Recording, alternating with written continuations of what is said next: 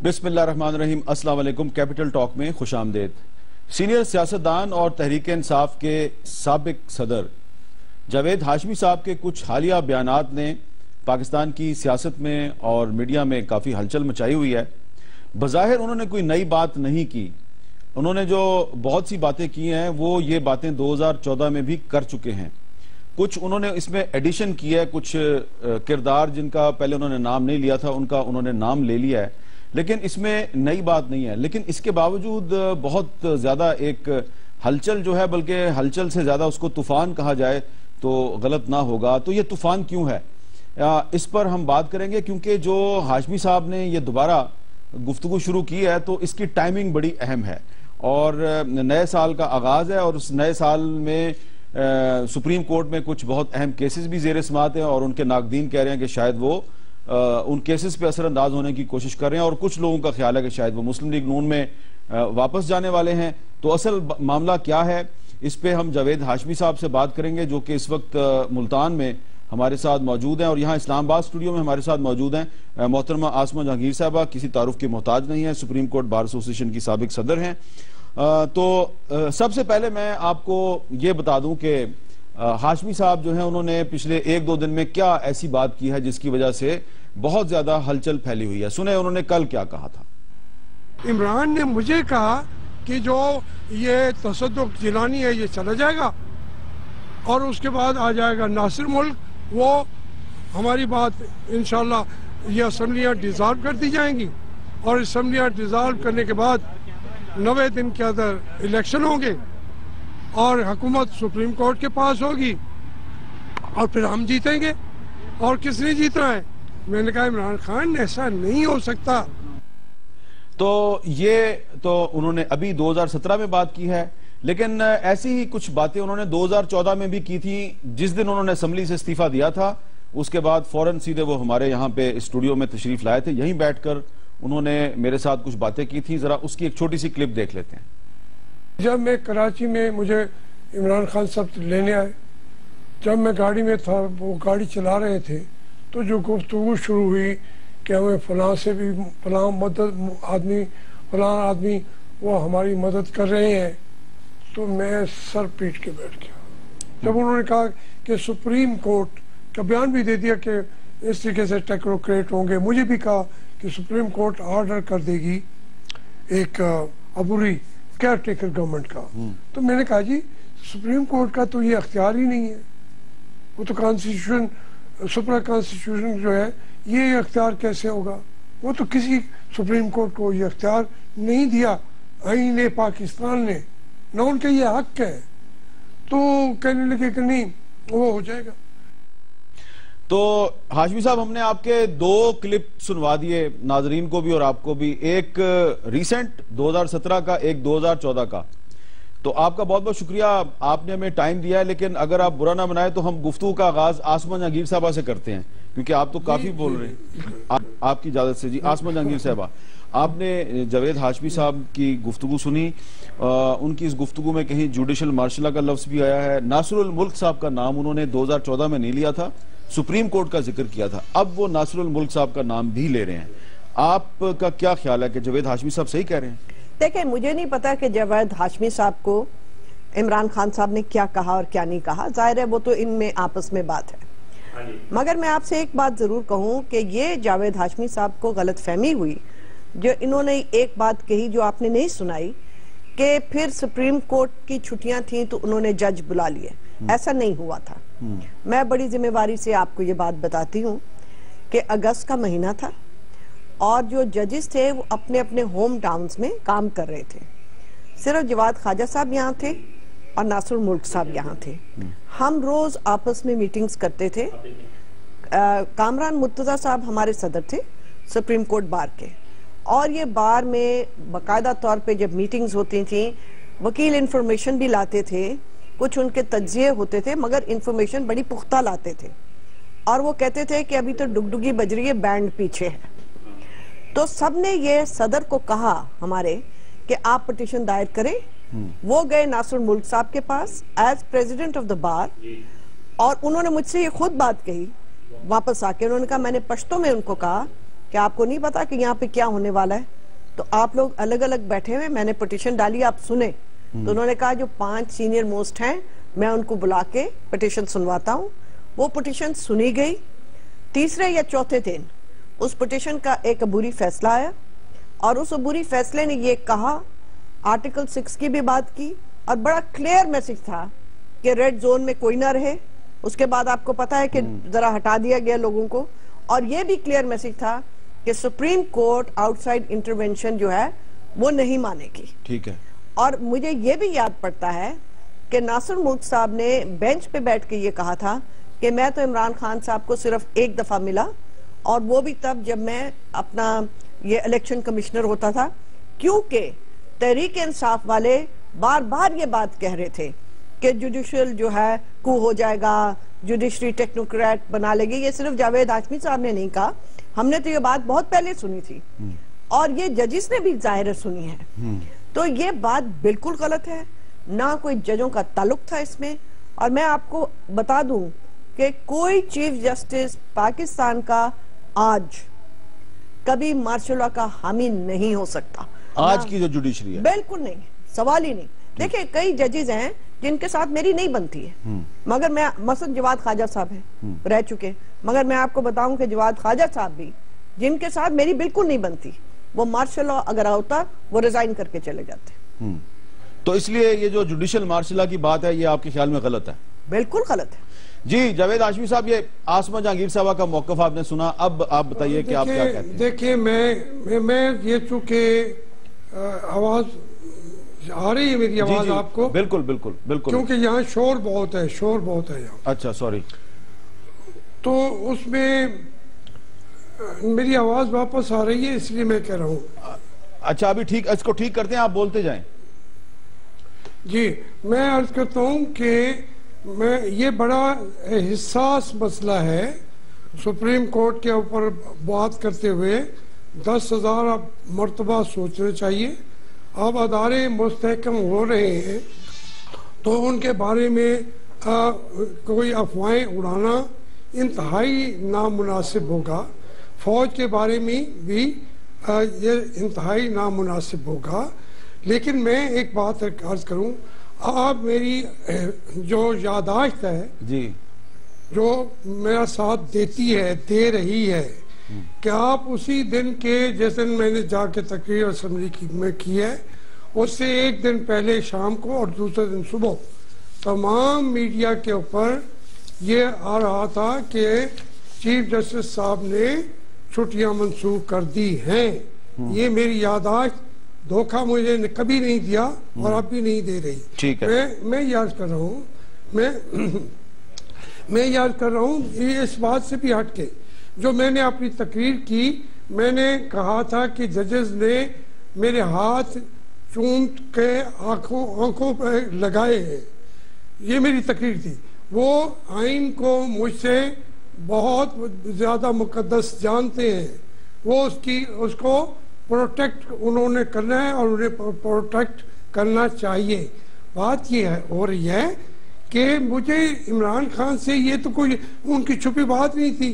وہ تو 10 دفعہ بیانات دے چکے تھے کہ سپریم کورٹ حکومت سنبھالے اور اس کے ٹیکنوکریٹس کی کابینہ بنائے، وہ جا کے الیکشن کرائے. اس کے لیے انہوں نے بورڈ بنا دیا میرے اوپر، جہانگیر ترین صاحب کے اوپر اور شاہ محمود صاحب کے اوپر، کہ ہم جو سیٹیں ہیں ٹکٹیں ہیں ان کا فیصلہ کریں، لکھیں، اور اس کے فوراً بعد الیکشن ہو جانے ہیں. 24-25 تاریخ جولائی کو ہوں یا اگر میکسیمم اگست کے آخر تک ہوں. تو ہم لوگوں نے، میں نے وہاں بھی کہا تھا کہ یہ عمران خان کیا کہہ رہا ہے. تو جہانگیر نے کہا تھا، میں نے کہا یار ابھی بہت دیر ہے. جہانگیر ترین نے مجھے کہا کہ آپ کا چیئرمین تو کہتا ہے کہ 10 دن کے اندر آپ پوری لسٹیں تیار کر رہے. میں نے کہا میں تو جانتا ہی نہیں ملک کے لوگوں کو، میں جھوٹ بولوں گا کیسے تیار کروں گا. تو یہ باتیں ہماری پارٹی کے اندر اس لیے ہو رہی تھی کہ ہمیں ایک فیصلہ کن طریقے سے عمران خان صاحب فرماتے تھے کہ لاہور میں ہم جا کے اکٹھے ہوں گے. جو ہی ہم اکٹھے ہوں گے، نواز شریف کا جو استعفیٰ ہے وہ آپ کی ٹیبل پہ آ چکا ہوگا. تو اتنی جو صورتحال پارٹی کے اندر پیدا کی گئی تھی میں اکیلا اس کے خلاف لڑ رہا تھا. تو آپ صرف وہ بتا رہے ہیں جو آپ نے تحریک انصاف کی میٹنگز میں سنا؟ جی ہاں جی ہاں. اچھا میں وہی بتا رہا ہوں دیکھیں میں اس لیے کہ ایک پوری جدوجہد تھی اس کے اندر میں اس کے خلاف تھا کہ میں نے کہا سپریم کورٹ کو اختیار وہ خود بھی نہیں لے گے. انہوں نے کہا کہ مارشل لا نہیں لگے گا کیونکہ جب خود جج حکومت چلا رہے ہوں گے تو کوئی درخواست دے گا بھی صحیح تو سنے گی بھی نہیں. اچھا ہاشمی صاحب ایک بات یہ بتائیے کہ آپ نے 2014 میں بھی جب گفتگو کی تھی اس بارے میں آپ یہاں پہ بھی آئے تھے ہمارے اسٹوڈیو میں آپ نے بات کی تھی یہی باتیں کی تھی لیکن اس وقت آپ نے ناصر الملک صاحب کا نام نہیں لیا اب آپ ان کا نام لے رہے ہیں تو اس کی ٹائمنگ جی سن لے میں نے کہا تھا کہ انہوں نے کہا تھا یہ جب پلاننگ کر رہے تھے جو لفظ عمران خان کے تھے میں ان کو چینج نہیں کرنا چاہتا. انہوں نے کہا کہ یہ جو تصدق جیلانی ہے یہ ریٹائر ہو جائے گا. ابھی تو بیٹھا تھا ایک دو دن کے بعد یہ چلا جائے گا. اس کے بعد جو آدمی آ رہا ہے وہ اس کے ساتھ ہماری انڈرسٹینڈنگ ہے. کبھی اس نے ناصر الملک کا نام نہیں لیا لیکن میں بھی نہیں جانتا تھا کہ کون آ رہا ہے لیکن وہ تصدق جیلانی کا نام اس نے لیا کہ یہ جو بیٹھا ہے ملتان والا یہ چلا جائے گا. اچھا اس کا مراد کیا تھی؟ ناصر الملک تک کی بات تو میں نہیں کہتا کہ وہ اس میں ناصر الملک صاحب کا بڑا اچھی ریپوٹیشن ہے بڑا اچھا نام ہے آج تک بھی. اچھا ہم سب احترام کرتے ہیں. ناصر الملک صاحب کے علاوہ آپ نے اب جنرل طارق صاحب کا بھی نام لیا جو اس وقت کور کمانڈر منگلہ تھے. تو یہ باتیں بھی وہی ہو رہی تھی. ہمیں عمران خان نے اپنے کاندھوں پہ اشارہ کر کے کہا تھا کہ یہ کہتے ہیں کہ آپ جلدی کریں فلاں پہ چلے ادھر چلے. بار بار جب یہ آپ کا لیڈر آپ کو کہہ رہا ہو اپنے لوگوں کو اپنی کور کمیٹی کو جو ملک کا انقلاب لانا چاہتا تھا تبدیلی لانا چاہتا تھا میں نے اس پہ بھی کہا عمران خان خدا کے لیے کوئی آپ کو حکومت آپ کو نہیں دے گا.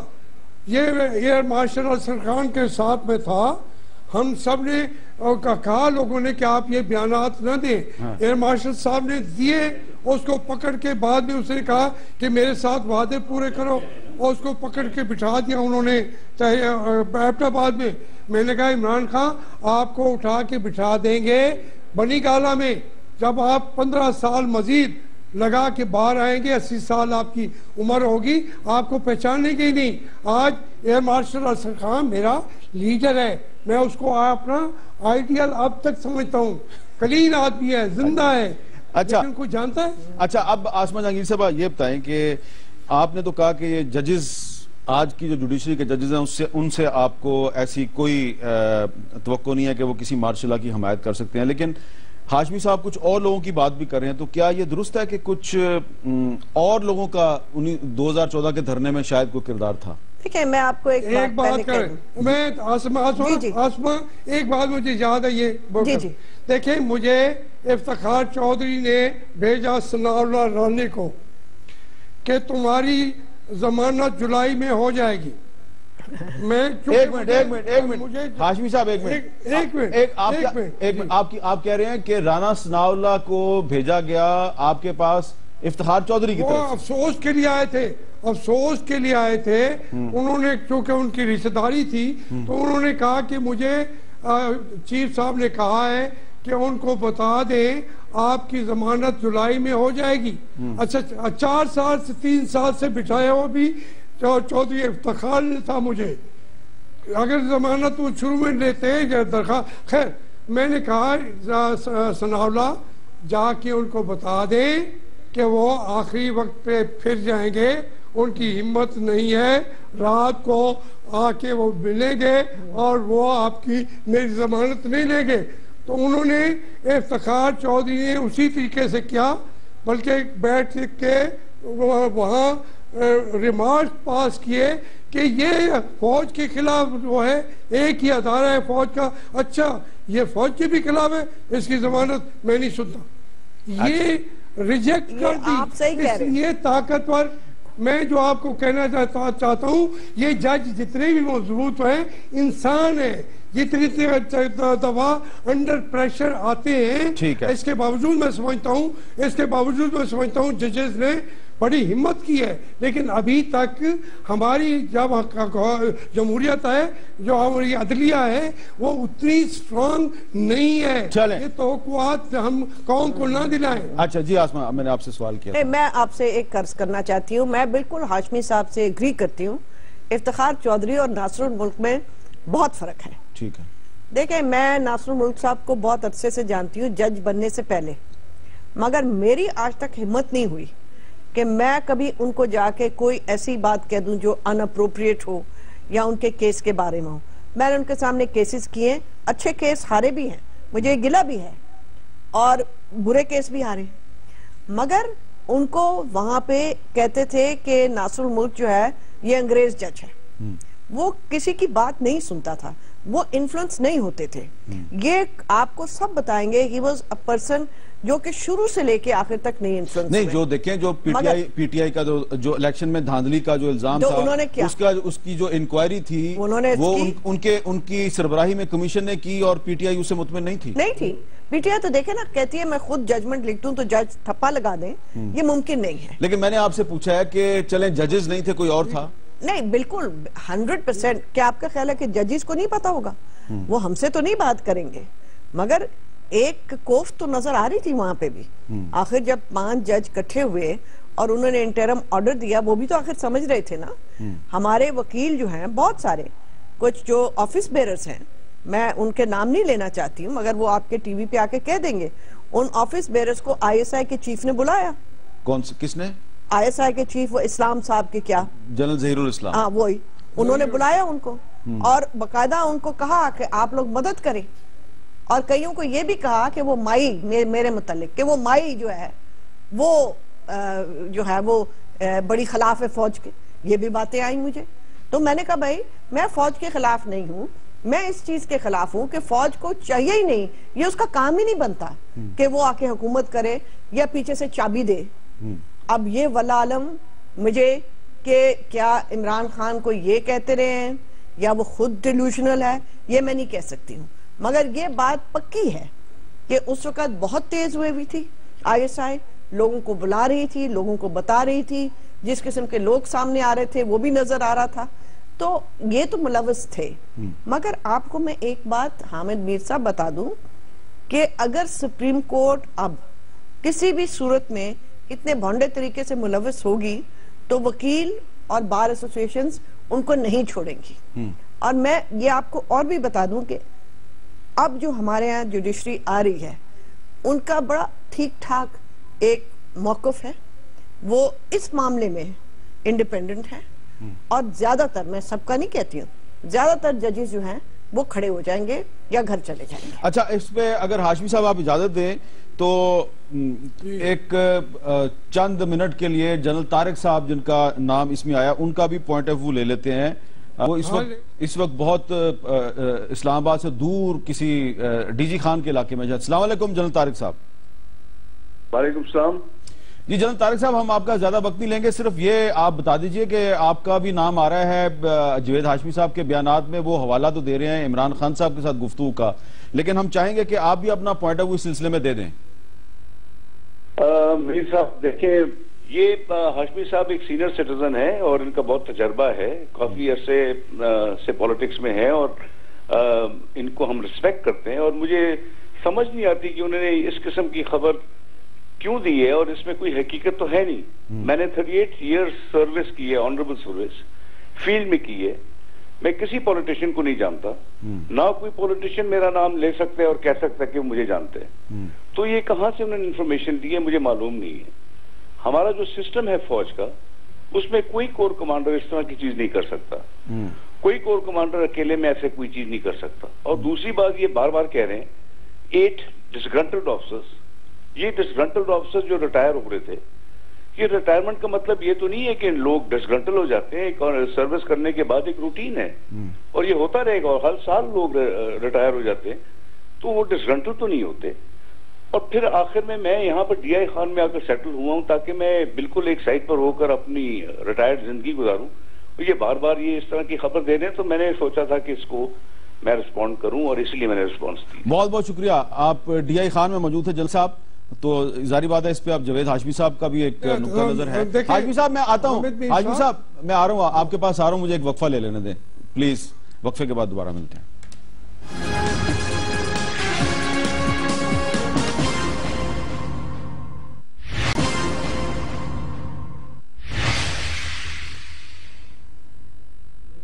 وقفے کے بعد کیپٹل ٹاک میں دوبارہ خوش آمدید, اور جاوید ہاشمی صاحب ملتان سے ہمارے ساتھ موجود ہیں, ان سے بات کرنی ہے. ہاشمی صاحب آپ نے بات کرنی ہے, لیکن میں ذرا آپ سے گزارش کروں گا کہ ایک ماضی کا 2 سال پہلے کا کلپ سن لیں, جب ہماری آپ سے کوئی بات چیت ہوئی تھی تو اس وقت آپ کیا کہہ رہے تھے اور اب آپ کیا کہہ رہے ہیں, ذرا سنیں. عمران خان پر میں ایلیگیشن کبھی بھی نہیں لگاؤں گا. کیا عمران خان کی آئی ایس آئی کے سابق سربراہ لیفٹیننٹ جنرل ریٹائرڈ احمد شجاع پاشا کے ساتھ میٹنگز ہوئیں؟ میں خدا کی قسم نہیں جانتا, میں جاتا ڈیٹیل میں جاتا ہی نہیں ہوں, میں نہیں جانتا. اچھا, اب ہاشمی صاحب جنرل طارق صاحب سے میں نے بات کی ہے تو وہ کافی ذرا دل گرفتہ نظر آ رہے تھے, ان کو کافی تکلیف ہوئی ہے, لیکن 2014 میں جب میں آپ سے پوچھتا تھا کہ کسی جرنیل سے ملاقات ہوئی عمران خان کی, آپ کہتے تھے نہیں ہوئی. اب آپ طارق کا نام لے رہے ہیں. دیکھیں, میں نے جنرل طارق صاحب نے بہت اچھے طریقے سے بات کی ہے اب, اور میں اس کے اوپر ان کا شکر گزار ہوں. لیکن جو انہوں نے سٹیٹمنٹ جاری کیا تھا اس پر میں بھی دل گرفتہ تھا کہ ان کو وہ زبان استعمال نہیں کرنا چاہیے تھی. یہ باتیں سامنے دیکھیں, عمران خان نے پوری پارٹی کے ساتھ اپنے آفس میں بیٹھ کے, گھر کے اندر نہیں, یہاں نشان رائے کہ وہ کہتے ہیں آگے چلو. اب مجھے یہ بتائیں, یہ ثانوی باتیں تھیں.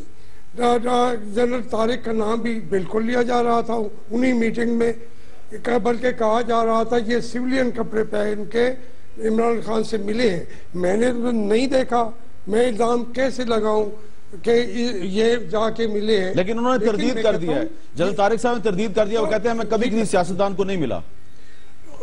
میں آپ کو اس کے باوجود بتا رہا ہوں کہ اس طرح کی باتیں چل رہی تھی. انہوں نے اچھے طریقے سے بات کر دی ہے, لیکن ایک بات کا ضرور کہوں گا کہ بالکل اس کے باوجود انکوائری ہونی چاہیے.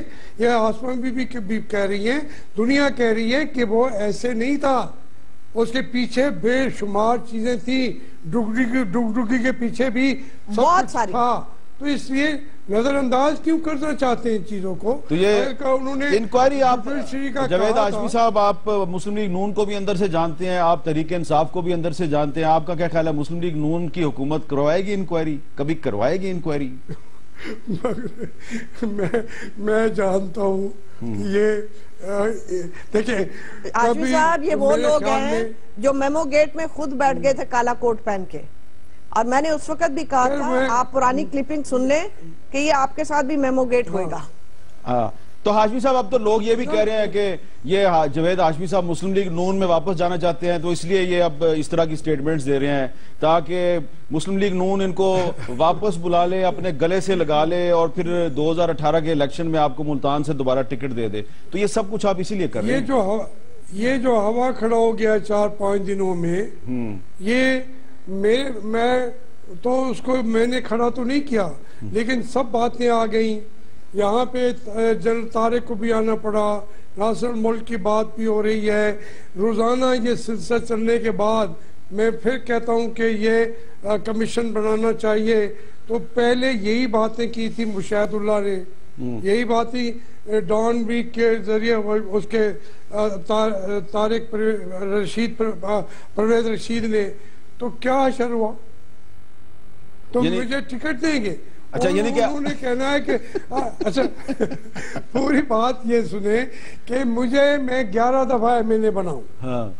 ٹکٹ تو میاں نواز شریف نے ہی دیے, لیکن کبھی ایک دفعہ ان کو بھی پتا ہے میں پہلے بھی کوئی اتنا قریب ترین نہیں تھا.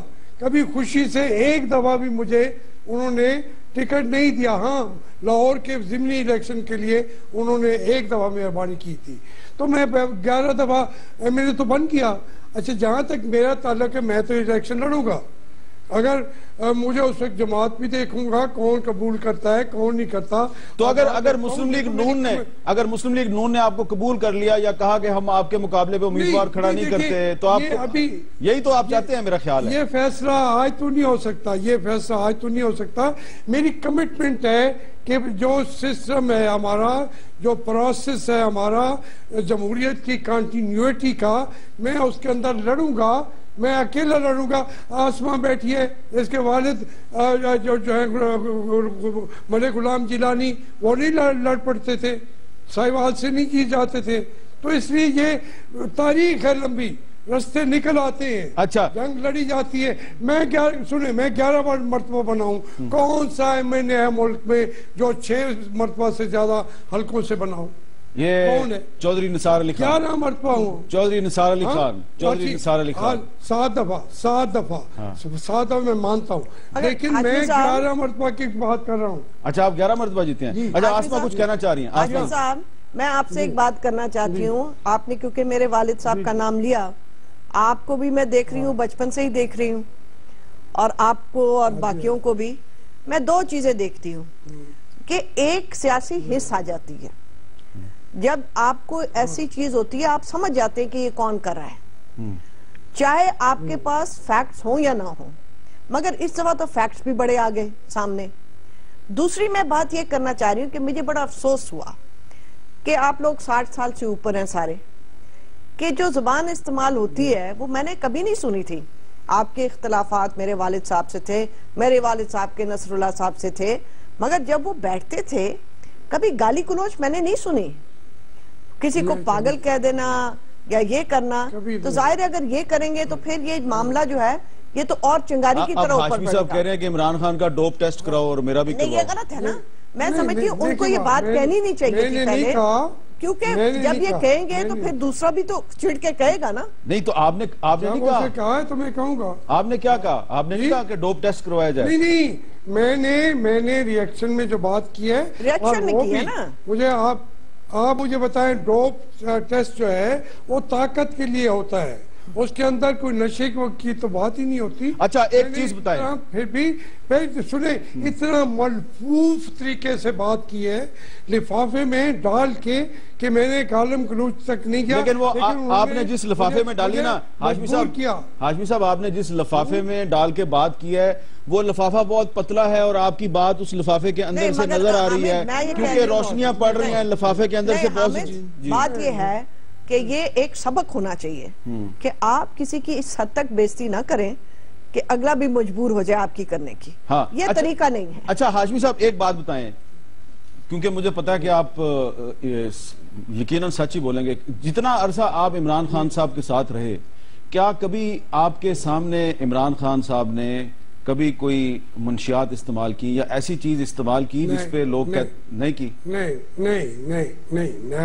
نیور. تو جو لوگ کہتے ہیں جی وہ منشیات استعمال کرتا ہے, ڈرگز استعمال کرتا ہے, اس کا ٹیسٹ کرو. وہ لوگ بتائیں گے, جس کے سامنے نہیں ہوا تو میں کیسے کہوں. ہاں اچھا, جس کے سامنے نہیں ہوا تو میں کیسے. اچھا اب ایک اور بات, اس لیول پہ نہ اترا جائے. ہاں بالکل. دیکھیں اگر عمران خان اس لیول پہ اترتا ہے تو ہم لوگوں کو نہیں اترنا چاہیے, کیونکہ سیاست کو اس لیول پہ لانے کی ضرورت نہیں. یہ آپ بہت اچھی بات کر رہی ہیں. اچھا اب ہاشمی صاحب ایک اور چیز ہے, میں چاہتا ہوں کہ آج آپ کافی ساری چیزوں کو کلیئر کر دیں. جس دن آپ نے اسمبلی سے استعفیٰ دیا تھا اور پھر آپ یہاں پہ ہمارے پروگرام میں تشریف لائے تھے, آپ نے ایک لمبی گفتگو کی تھی, لیکن اس دن آپ نے اسمبلی میں ایک بات کہی تھی جس کو بھی بہت سے لوگ شاید بھول گئے ہیں, لیکن میں نہیں بھولا. تو میں آپ کو آپ کی اسمبلی کی تقریر کا ایک چھوٹا سا کلپ سنوانا چاہ رہا ہوں, ذرا سنیں آپ نے کیا کہا تھا. اختلاف رائے اپنی جگہ پہ, میاں محمد نواز شریف میرے لیڈر تھے اور لیڈر ہے.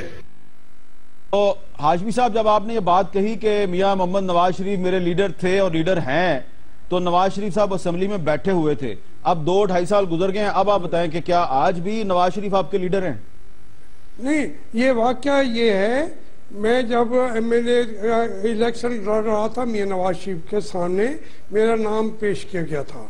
وہ جب جو لیڈر ہار جاتا ہے وہ بھی تقریر کرتا ہے. یہ اس وقت کی تقریر کا آپ نے ذکر کیا ہے, استعفے والے موقع نہیں ہے.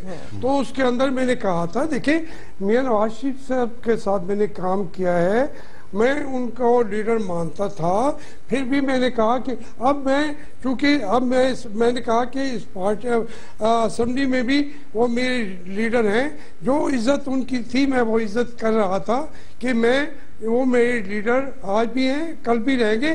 اور یہ میں ویسے آپ کو بتاؤں, پاکستان کے جتنے لیڈر بڑے ہیں, اب آسما نے کہا جیلانی صاحب سے, یہ چھوٹی تھی, یہ ان کو پتہ ہی نہیں ہے, میں تو ملک غلام جیلانی کا بستہ اٹھانے والا تھا جب وہ پکڑے بیٹھے تھے اندر, ہاؤس اریسٹ تھے, میں جا کے بیٹھ کے باتیں کرتا تھا. میں خود نہیں اتنا ہو گیا تھا کہ میں ان سے بھی اختلاف کروں, لیکن ان کا اس لیڈر کو بھی آج تک میں کہتا ہوں وہ میرے لیڈر تھے. میں نے ابھی آپ کو کہا ہے اصغر خان جو ہے میرے آئیڈیل ہیں. اس طریقے سے نواز شریف کو قوم نے لیڈر بنایا ہوا ہے, قوم ساتھ ووٹوں کی وجہ سے. لیکن آپ اصغر خان کو آپ اپنا لیڈر کہتے ہیں, لیکن انہوں نے 1977 میں 1977 میں انہوں نے خط لکھا آرمی چیف کو کہ آپ آئیں اور مداخلت کریں اور ٹیک اوور کر لیں, اور پھر اس آرمی چیف نے ٹیک اوور کیا اور پھر آپ اس کی حکومت میں کابینہ کے وزیر بن گئے. تو دیکھیں میں تو کہہ رہا ہوں, میں نے تو اپنے اس جو میں وزیر بنا تھا, ایک جنرل ابھی زندہ ہے, جنرل عارف, وہ زندہ ہے آج کل, وہ انٹرویو بھی دے رہے ہیں. میں نے کہا تھا کہ ضیاء الحق صاحب آپ نے کیسے مجھے بلایا ہے؟ انہوں نے کہا کہ آپ وزیر بن جائیں, ہم جو فوجی ہیں وہ الیکشن کرا نہیں سکتے, پھر رام لگتا ہے, میں الیکشن کرانا چاہتا ہوں اور آپ کی مدد چاہیے. میں نے کہا نواز شریف صاحب, ضیاء الحق صاحب سن لے, نہیں میں نے کہا میں نہیں مانتا, 1 مہینے کے لیے میں مشورہ کروں گا. انہوں نے کہا کہ پلیز ایک بات میں کرنا چاہتا ہوں, ڈو می اے فیور, آپ مشورہ کریں اپنے دوستوں سے سب سے, but cabinet is going to be sworn in tomorrow. تو اس لیے اگر آپ یہ کر لیں گے, الیکشن کرانے کے لیے مدد کریں گے, تو I'll be very grateful. یہ جنرل عارف زندہ ہیں, موجود ہیں. میں نے کہا جی میں سوچ کے بتاؤں گا, میں یہ کہہ کے چلا آیا وہاں سے. میں نے بلایا, یہ میرے ورکر تھے, شیخ رشید جو آج کل کبھی قابو بھی نہیں آتے, یہ میرے ورکر تھے, سعود سار تھے, زندہ ہیں جو لوگ. انہوں نے آپ کو شیروانی دی, شیخ رشید نے آپ کو شیروانی دی جسے پہن کے آپ نے حلف اٹھایا. سن لے, میں یہاں سے کپڑے بھی لے کے نہیں گیا تھا. وزیر بننے کی بات دور کی بات ہے. میں نے ان کو کیا, انہوں نے کہا جی بن جا وزیر. ہاشمی صاحب بڑے ادب سے ایک بات میری, ہاشمی صاحب ایک ادب سے میری بات سن لیں. کیا یہ اچھا نہ ہو کہ ہم سب سیاستدان ہوں, ججز ہوں, جرنیل ہوں, اور وہ جسے کہتے ہیں نورجے سیاستدان, پرانے سیاستدان, سارے مل کے جو بھی ہم نے پہلے کیا معافی مانگ لیں, مگر اب ڈکٹیٹرشپ کے ساتھ نہ جائیں. ہم ڈکٹیٹرشپ کو دفن کر دیں, ایک دفعہ ختم کر دیں. آپ دیکھیں جو آپ فرما رہی ہیں, میں نے اپنی کتاب میں تھوڑا سا آپ کے خلاف لکھا ہے, وہ بھی پڑھ لیجئے گا. جب انڈیا میں آپ کی تلاشی لی تھی انہوں نے ہوٹل میں, تو اس کے میری جو زندہ تاریخ کتاب آ چکی ہے مارکیٹ میں. دیکھیں بات یہ, جو سچ ہے سچ کی بات کریں. میں نے تو 10 دفعہ معافی مانگی ہے, اور ٹھیک ہے, پوچھتا ہے بالکل ٹھیک ہے, غلطی کیا ہے, میں کہتا ہوں وہ غلطی جو ہے بس ٹھیک ہے, آپ نے معافی مانگ لی, آپ معافی مانگ چکے ہیں, دوبارہ آپ نے اس کا ذکر کر دیا, لہذا یہ چیپٹر کلوز. اب ہم نے اگلی بات کرنی ہے کہ اب 2017 میں جنرل عارف بیٹھا تھا, جنرل عارف جو گواہ ہے, جو زندہ گواہ ہے. ٹھیک ہے, ان سے بات کر لیں گے, ان سے بات کر لیں گے ایک وقفے کے بعد دوبارہ.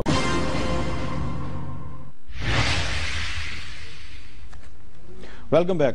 آسما جہانگیر صاحب, جاوید ہاشمی صاحب تو کہہ رہے ہیں کہ جو 2014 کا دھرنا ہے, اس کے جو پس پردہ کردار تھے ان کو سامنے لانے کے لیے ایک انکوائری کمیشن بنایا جائے. مجھے تو نہیں لگتا انکوائری کمیشن بنے گا, لیکن کیا آپ کے خیال میں ایک ٹروتھ اینڈ ریکنسیلیشن کمیشن بننا چاہیے؟ دیکھیں حامد میر صاحب, یہ کئی دفعہ ہوا, ہم نے کئی دفعہ دیکھا.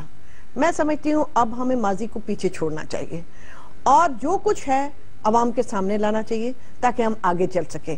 اور یہ جو ہمارے سیاستدان بار بار غلطی کرتے ہیں اور سمجھتے ہیں کہ ہم فوج کے کندھوں پہ چڑھ کے یہاں پہ کوئی حکومت کر لیں گے، تو نہ وہ حکومت آپ کو زیب دیتی ہے، نہ اس ملک کے لیے ٹھیک ہے، اور آپ استعمال ہوتے ہیں۔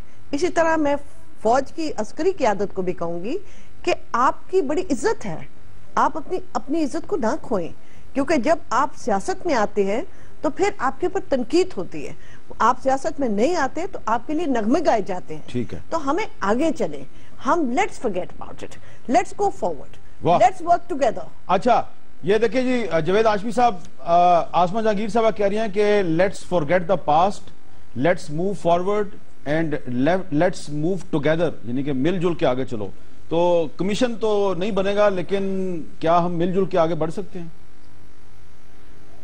دیکھیں حامد میر، قوم کافی آگے جا رہی ہے اس وقت۔ پاکستان جو ہے وہ معاشی طور پر بھی جو اس کا ایجنڈا بن گیا ہے اور اس کے رستے بن گئے ہیں، وہ اب بہت بڑا ملک بن گیا ہے۔ پاکستان کی آرمی دنیا کی سب سے بڑی آرمی ہے، اور جو سیاستدان ہیں ان کے اندر میچورٹی آنی چاہیے۔